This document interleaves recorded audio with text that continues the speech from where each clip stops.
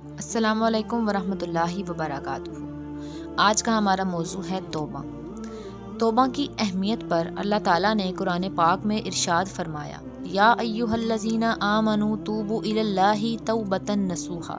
یہ پارہ نمبر 28 سورۃ تحریم کی آیت ہے، جس کا ترجمہ یہ ہے کہ اے ایمان والو، اللہ کی طرف ایسی توبہ کرو جو آگے کو نصیحت ہو جائے۔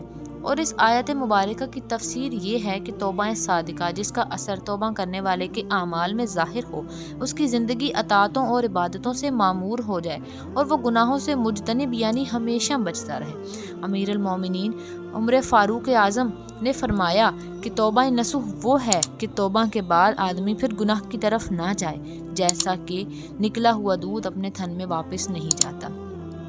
توبہ کرنے والا اللہ تعالیٰ کا پسندیدہ شخص ہے۔ حضرت محمد صلی اللہ علیہ وآلہ وسلم نے فرمایا کہ بے شک اللہ پاک توبہ کرنے والے آزمائش میں مبتلا مومن بندے کو پسند فرماتا ہے۔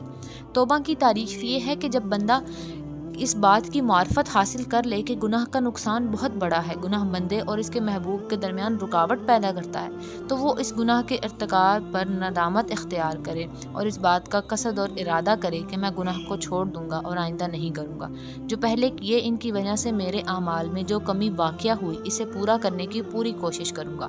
تو بندے کی اس مجموعی کیفیت کو توبہ کہتے ہیں۔ علم، ندامت اور ارادے، ان تینوں کے مجموعے کا نام توبہ ہے۔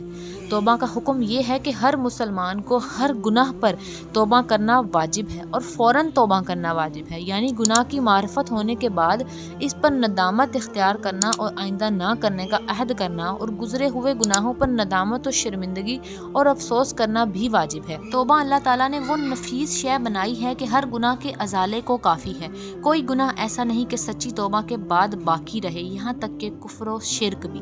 سچی توبہ کے یہ معنی ہے کہ گناہ پر اس لیے کہ وہ اس کے رب کی نافرمانی تھی، نادم پریشان ہو کر فوراً چھوڑ دے اور آئندہ کبھی اس گناہ کے پاس نہ جانے کا سچے دل سے پورا عزم کر لے، اور جو بھی چارہ کار اس کی تلافی میں اس کے ہاتھ میں ہے اس کو بجا لائے۔